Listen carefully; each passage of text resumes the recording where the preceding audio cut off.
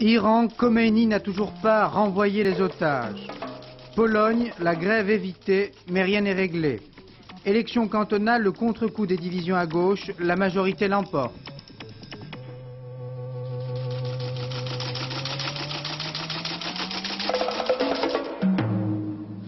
Messieurs, bonsoir. C'est un véritable compte à rebours qui s'est engagé presque simultanément à Téhéran et à Washington. Le jour J, vous le connaissez, le 4 novembre, les élections présidentielles américaines. Les otages de Téhéran seront-ils relâchés auparavant? Nous n'avons pas de vraie réponse ce soir à la question, juste des indications. Visiblement, les partisans de la libération sont majoritaires au Parlement de Téhéran, qui, vous le voyez, a délibéré ce matin. Mais rien n'est acquis, loin de là.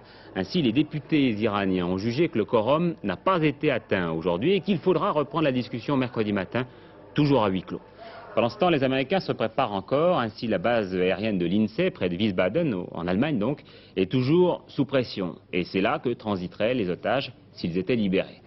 Puis pendant ce temps, à Washington, la prudence des déclarations officielles tranche avec l'optimisme de l'opinion publique qui garde un œil sur la Maison-Blanche et sur le débat de demain soir et un œil sur le Parlement iranien.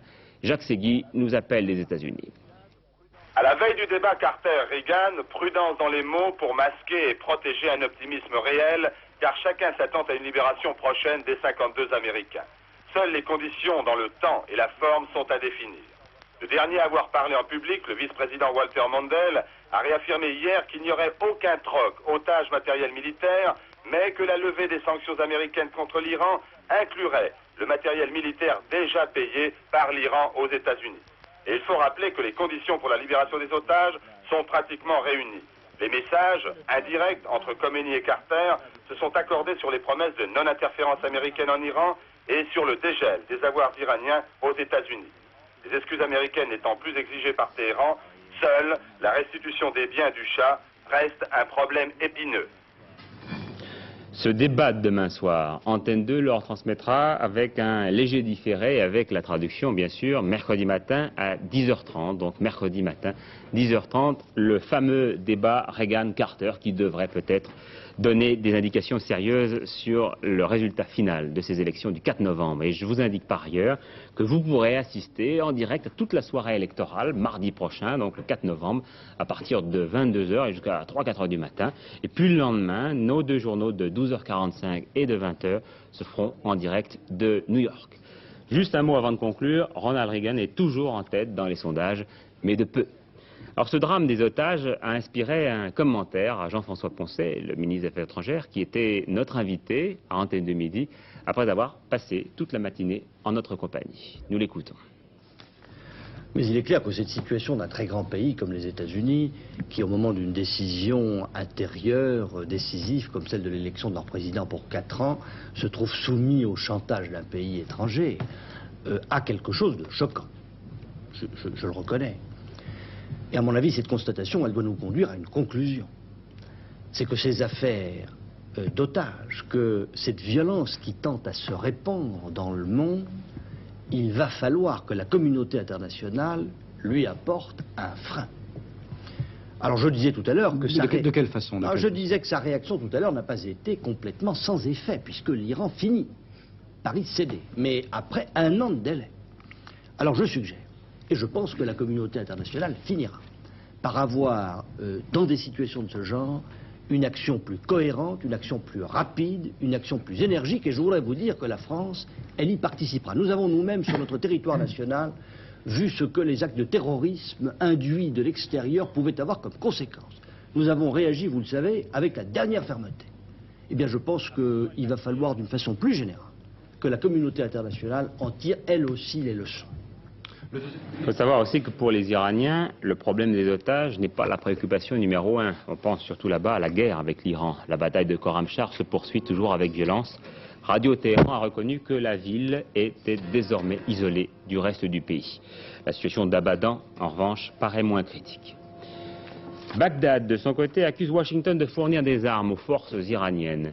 Bagdad qui reçoit, par ailleurs, non pas du matériel militaire français, mais du matériel tout court. Et pourtant, ces camions, qu'est allé voir François-Marie Monod, ces camions apparemment anodins, peuvent à tout moment se transformer. Ce sont les 60 premiers camions partis hier pour l'Irak. Ils font partie des 400 camions isothermes qui équiperont l'armée irakienne. Les châssis proviennent de l'Allemagne de l'Est, la caisse frigorifique est française. C'est une entreprise de Bourg-en-Bresse qui est chargée de cette fabrication. Une petite et moyenne entreprise de 200 personnes qui a connu quelques difficultés. Cette commande a permis donc de remplir le carnet de commandes pour 3 mois. Une bouffée d'oxygène en provenance d'un pays socialiste. Reste à savoir le rôle exact que ces véhicules rempliront dans le désert irakien. L'aménagement intérieur est conçu pour ravitailler les troupes en stationnement à la frontière irano-irakienne. Depuis quelques semaines, elle est devenue un front militaire. Ce véhicule va être plus spécialement équipé d'aménagements pour la distribution de produits alimentaires. Alors ces camions donc isothermes que vous êtes en train de fabriquer pour un pays qui est l'Irak qui est en difficulté actuellement, est-ce que cette commande ira jusqu'au bout et est-ce que vous allez être payé? Bon, actuellement, il n'y a aucun problème dans le cadre de la livraison de cette commande. Nous aurons l'assurance d'aller jusqu'à la fin et on nous a même demandé d'accélérer les cadences de livraison. Ces camions seront livrés avant les délais prévus car il faut faire vite. Les besoins se font plus urgents. Pour ce faire, 5 entreprises ont été associées au montage des caisses isothermiques. Quant aux Allemands de l'Est qui ont sous-traité ce marché, ils ne font aucun commentaire. Zambie, François Cros, correspondant de l'AFP, toujours en prison. Il est en bonne santé, a dit le chargé d'affaires qu'il a rencontré, mais le président Kaunda, le chef de l'État zambien, l'accuse d'avoir fourni de l'argent pour la défense d'un dirigeant d'un groupe d'étrangers qui ont échangé des coups de feu avec l'armée zambienne. Les journalistes français renouvellent leur protestation. Et puis Bolivie, cette dépêche à laquelle il est difficile de ne pas résister, le couvre-feu resserre les liens familiaux. Ainsi parle le chef de la junte qui a pris le pouvoir et a instauré là-bas un régime sanglant. Et oui, dit-il, les Boliviens sortent moins, donc font moins de dépenses et peuvent davantage suivre la scolarité de leurs enfants. Ça paraît limpide et on s'étonne qu'il n'y ait pas plus de nation à avoir suivi l'exemple. Pologne, maintenant à nouveau l'épreuve de force. Les syndicats Solidarité enjoignent le président du Conseil, Joseph Pinkowski, de les rejoindre à Gdansk avant demain 20h pour discuter de leur statut. Sinon, Jean-Fredo, la grève. Effectivement, voici quelques jours en Silésie, Lech Wałęsa tenait un meeting et lors de cette réunion, les syndicats avaient décidé d'avoir une attitude très dure à l'égard du gouvernement. Lech Wałęsa avait réussi à réduire ses oppositions et à demander à ses amis d'être beaucoup plus sages et de reporter à plus tard une décision éventuelle. Vendredi dernier, le tribunal administratif de Varsovie décidait d'adopter les statuts du nouveau syndicat Solidarité, mais en même temps introduisait dans les statuts un certain nombre de dispositions sans avoir demandé leur avis au syndicat, en particulier sur le rôle dirigeant du parti et sur le respect des alliances. Il est évident que c'était là une situation conflictuelle qui naissait. Alors est-ce que quelque chose va casser là? Parce que c'est vraiment d'une heure à l'autre, ça change très vite. Effectivement. Alors aujourd'hui, il y a eu à Gdansk une réunion de la commission administrative du syndicat Solidarité et qui a pris une décision modérée en 2 points. Premièrement, de ne pas déclarer de grève immédiatement, mais de jouer, je dirais, la carte légaliste et de faire recours devant la cour d'appel pour demander que cet avis du tribunal administratif soit revu. Et deuxièmement, de demander au Premier ministre de Pologne, M. Pinkowski, de venir demain, mardi, les voir. Alors il a dit non pour l'instant. Est-ce que vous voyez le gouvernement céder? Non, il n'a pas dit non. La réponse est suspendue. Alors, je ne sais pas, comme vous dites, d'heure en heure ça peut changer. Il n'a pas encore dit complètement non. On peut quand même croire qu'il y a des contacts qui sont établis entre les 2 parties. Mais nous sommes effectivement peut-être au bord d'une épreuve de force. Car si une grève est décidée, il est évident que le parti communiste et les autorités au pouvoir peuvent dire, vous voyez, on a reconnu ce syndicat et il ne joue pas le jeu. Et du côté des syndicats, eh bien on peut dire, nous jouons le jeu, mais le parti a outrepassé ses pouvoirs. Alors il faut maintenant, ou bien que cela casse, ou bien alors qu'il y ait une porte de sortie pour les 2 parties des négociations. D'autant que les 2 voisins regardent, on le sait bien, l'Allemagne de l'Est et l'URSS. Effectivement, mais je dois dire que de ce côté-là, l'Union soviétique a une attitude à l'heure actuelle très distante.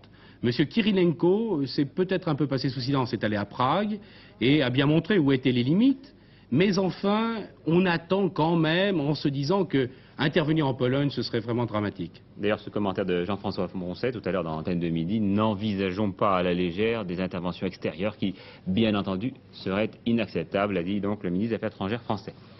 Réveil douloureux du problème irlandais, un marathon de la faim qui a commencé aujourd'hui chez les prisonniers de l'IRA à Belfast. Ils sont 350 à avoir engagé cette épreuve de force. Et puis, Mère Teresa, tout à l'heure, à l'Élysée, ses seuls mots du prix Nobel sur les marches de la présidence de la République. Dieu vous bénisse tous. Et puis, la frêle silhouette s'est envolée vers Orly.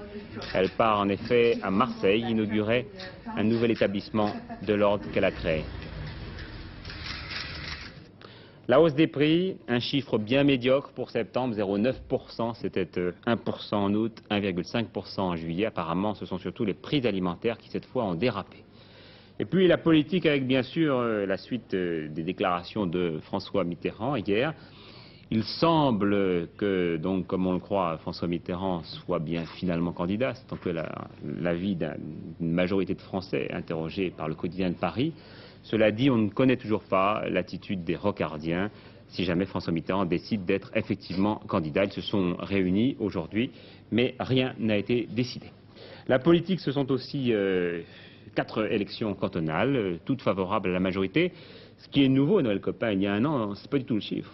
Eh bien oui, le contre-coup des divisions de la gauche a été très long à venir finalement. L'année dernière, à la fin de l'année, 2 chercheurs de sciences politiques, Jérôme Jaffray et Jean-Luc Parodi, publiaient dans la Croix une enquête dont la conclusion était celle-ci: même divisée, la gauche maintient son avance. Et puis les choses ont commencé à changer dès le début de l'année. Si on s'en tient uniquement au premier tour, on constate d'abord que sur le premier trimestre, le Parti communiste, lui, a perdu environ 3,5% des voix.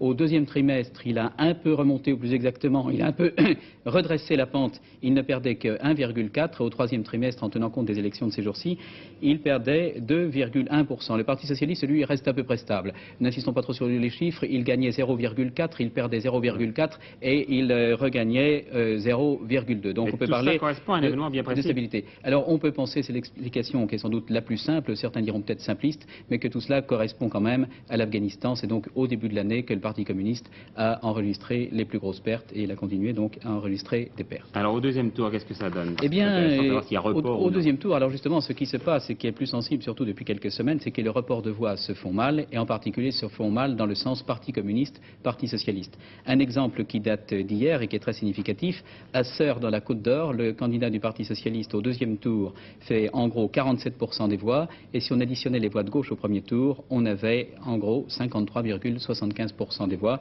Donc il y a plus de 6%, près de 7% de pertes, c'est quand même important. Et c'est bien sûr à rapprocher de ce qui s'est passé aux dernières élections sénatoriales. Oui, vous vous souvenez qu'on avait considéré aux élections sénatoriales que le Parti communiste avait donné un coup de semonce au Parti socialiste. Je crois qu'il faut rapprocher cela aussi de ce que Georges Marchais avait dit au cours de son récent carte sur table, la formule périmée. Il s'agissait du désistement automatique à gauche.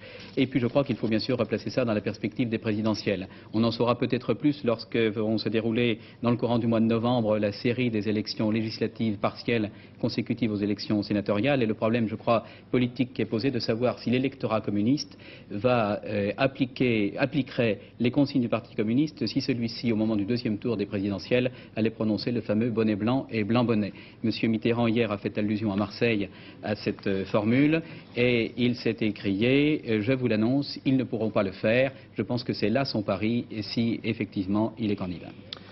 Un hiver moins dur que l'an prochain pour EDF. Les leçons de la grande panne de l'année dernière ont été retenues. Il y a très peu de chances pour que cela recommence, viennent de dire les dirigeants d'Électricité de France. Alors nous allons à notre manière participer à la lutte contre les économies d'énergie en vous proposant ce sujet de Philippe Dumez sur cette initiative originale qui n'est pas nouvelle mais qui prend corps: fabriquer de l'énergie à partir de la paille. Voici donc 15 kilos de biomasse sous forme de paille. Alors bien sûr c'est pas très pratique, mais sous forme de granulés, ces 15 kilos vont devenir facilement l'équivalent de 6 litres de fuel. Pour fabriquer ce granulé, ça coûte bien sûr un peu plus cher que de l'utiliser sous forme de paille, mais ce n'est pas encore excessif. Et regardez derrière moi, cette énorme masse de paille, ce n'est pas encore l'Arabie Saoudite, mais 3% dans notre bilan énergétique global en France, ça peut être valable. Cette idée de transformer la paille en granulés offre l'énorme avantage de ne nécessiter que le matériel existant, depuis le champ, les moyens de transport et les usines de déshydratation.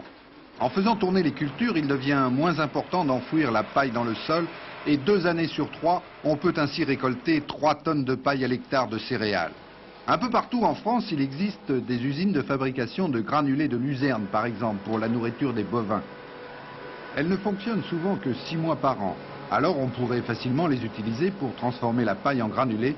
Et ceci, comme c'est une matière sèche, il n'est pas nécessaire de la déshydrater, une opération qui dépense beaucoup de fioul. Mais quand il faut sécher, on pourra le faire avec une chaudière à granulés de paille. Les premiers intéressés seront les agriculteurs eux-mêmes. Un constructeur de Moutier-en-Der, en Haute-Marne, a mis au point un système de chaufferie entièrement automatique qui peut donner un aperçu de la rentabilité du système. C'est un combustible qui a un prix très intéressant puisque dans cette installation, nous avons consommé 60 kg de combustible par 24 heures, ce qui fait un coût de 24 francs par 24 heures, alors que si on avait utilisé dans cette même installation du fioul domestique, ça aurait fait à peu près 50 francs.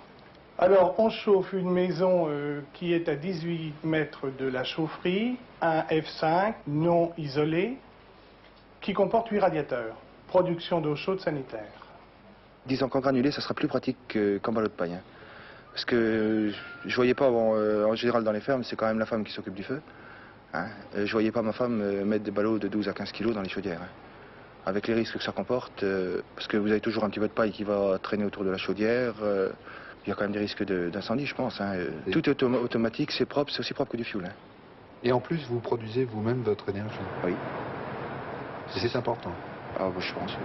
Parce que ça ne nous gêne pas dans nos cultures. Moi, je pense qu'on peut retirer une paille sur 3. Hein. Donc, il y a largement pour couvrir un hiver avec une paille sur 3. On peut même, à la limite, en donner encore en plus, du moins en vendre en plus pour les gens de l'extérieur, ceux qui voudront se chauffer. Hein, mais une paille sur 3, ça ne baisse pas le taux d'humus. Hein. C'est quand même important pour notre structure de terre. La paille, sous forme de granulés, devrait intéresser de 3 à 500 000 foyers pour leur chauffage. Ce n'est pas négligeable. Oui, l'avenir, c'est aussi la France face au défi mondial, pour reprendre l'expression de Jean-Jacques Servan-Schreiber, qui sera tout à l'heure l'invité de Louis Berriot dans Question de temps. GJSS qui a passé de longues semaines au Japon pour essayer de comprendre pourquoi les Japonais avaient pris de l'avance. Alors, un théorème de base face à la crise, un bon moyen de s'en tirer, développer l'intelligence sous toutes ses formes, et ceci dès le plus jeune âge. C'est-à-dire, vous allez voir ça dans ce sujet qu'a tourné Philippe Rochaud à Tokyo. Il a découvert une école où l'on formait des violonistes à 3-4 ans, non pas pour en faire des virtuoses, mais pour leur ouvrir l'esprit. Alors écoutez bien ce Paganini aux yeux bridés.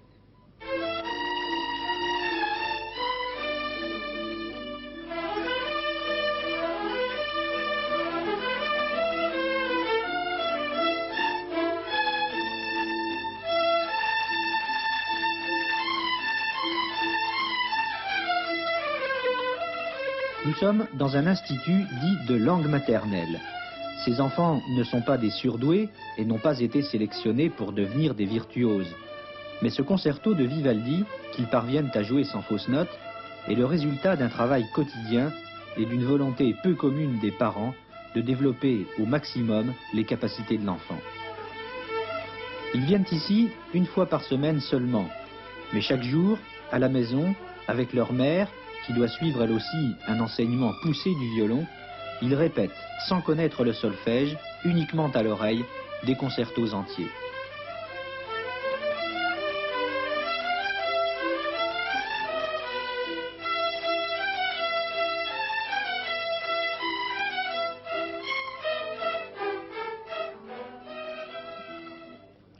Donc, question de temps à 20h30 avec le quintet dirigé donc par Louis Berriot, Jean-Jacques Servan-Schreiber et leurs invités.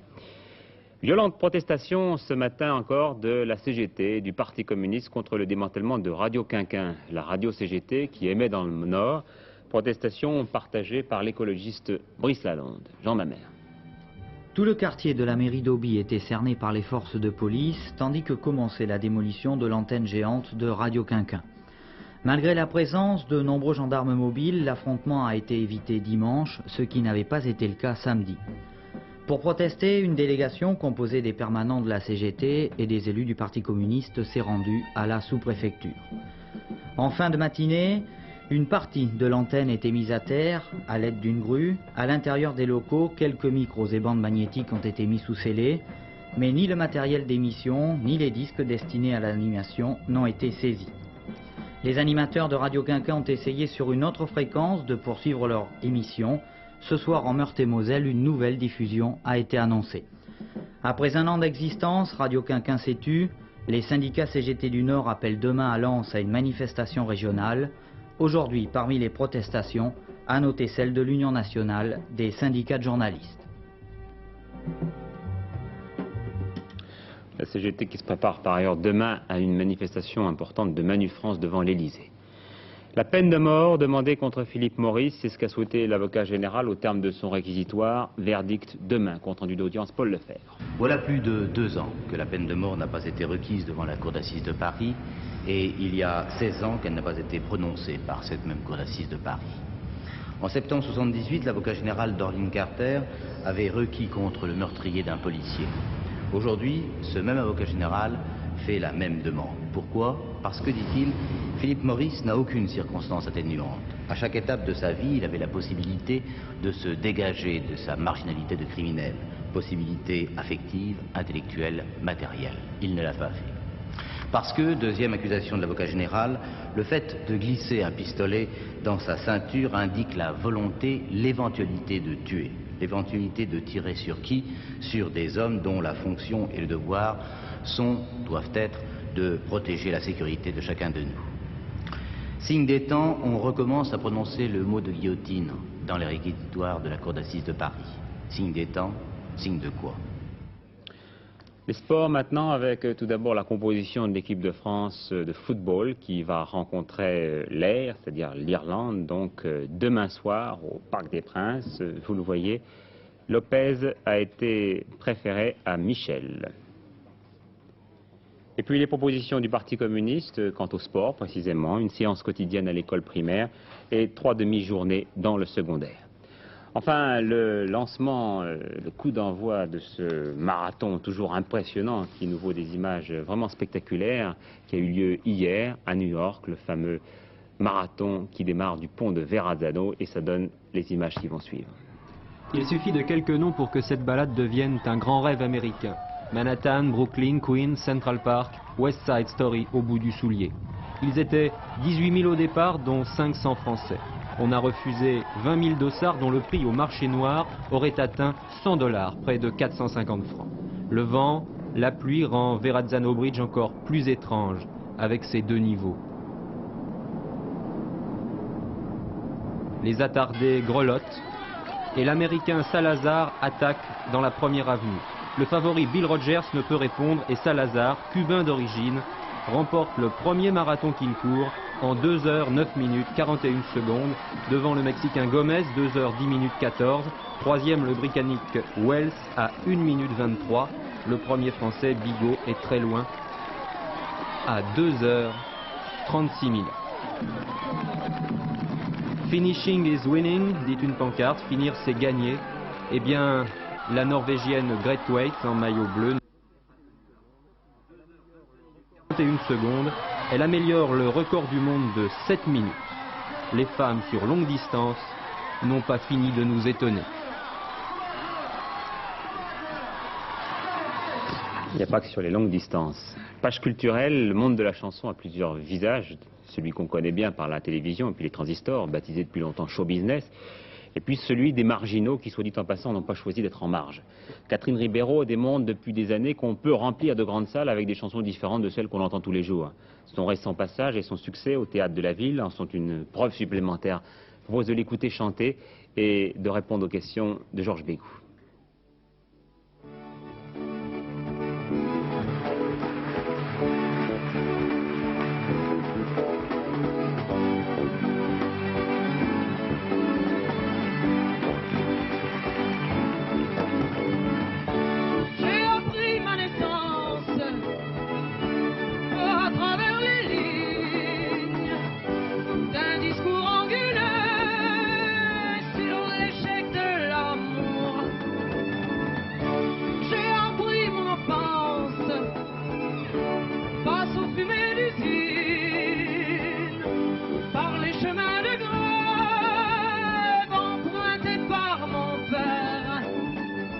Ribeiro, la rouge, la passionnariat, toujours la déchirure aux lèvres et des cris de liberté.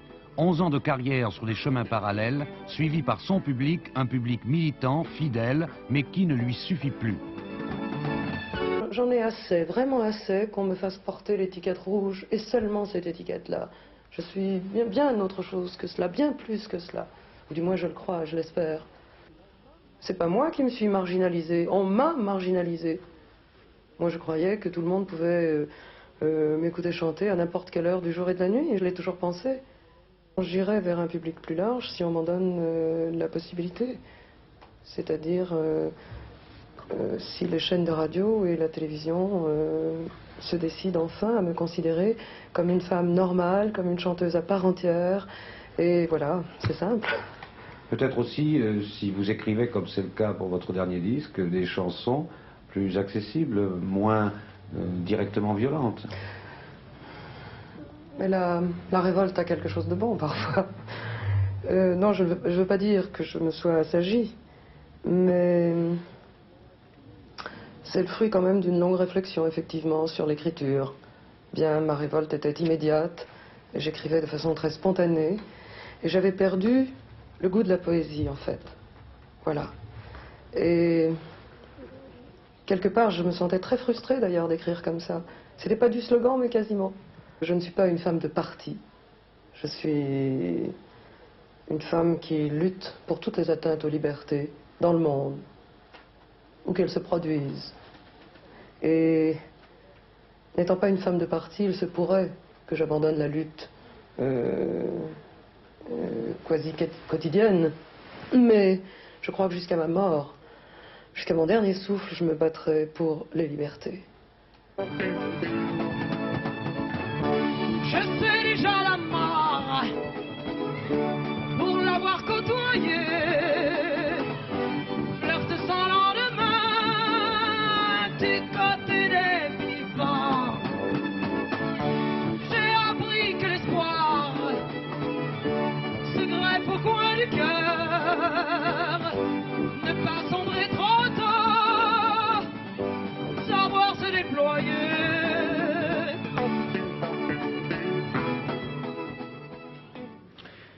La météo, comme vous le voyez sur cette carte, les températures étaient plutôt élevées aujourd'hui sur toute la France, avec même un record à Biarritz, 26 degrés, donc fin octobre. Demain, le temps sera doux et nuageux du nord de la Loire à la Lorraine, avec le soir des pluies près de la Manche, où des vents de sud-ouest seront assez forts. Sur les autres régions, il fera beau et chaud après, comme l'on dit, dissipation de quelques brumes dans les vallées de la Garonne, du Rhône et de la Saône. Paul Amar pour le dernier journal, tout de suite en fin d'émission, vers 23 h. Et puis, après une page de publicité, question de temps, avec les invités de Lou Berriot, que vous découvrez, Jean-Jacques Servan-Schreiber et ses invités, mais aussi beaucoup de reportages sur le Japon, sur l'Arabie Saoudite, sur des jeunes à l'esprit inventif, bref, le défi mondial à 20 h 30. Donc, tout de suite après ce journal, je vous conseille de rester là. Demain, à 12 h 45, Philippe Robrieux sera l'invité d'Antenne de Midi, pour parler évidemment du Parti communiste. Et puis nous nous retrouverons peut-être, si vous le voulez bien, à 20 h. Bonsoir à tous.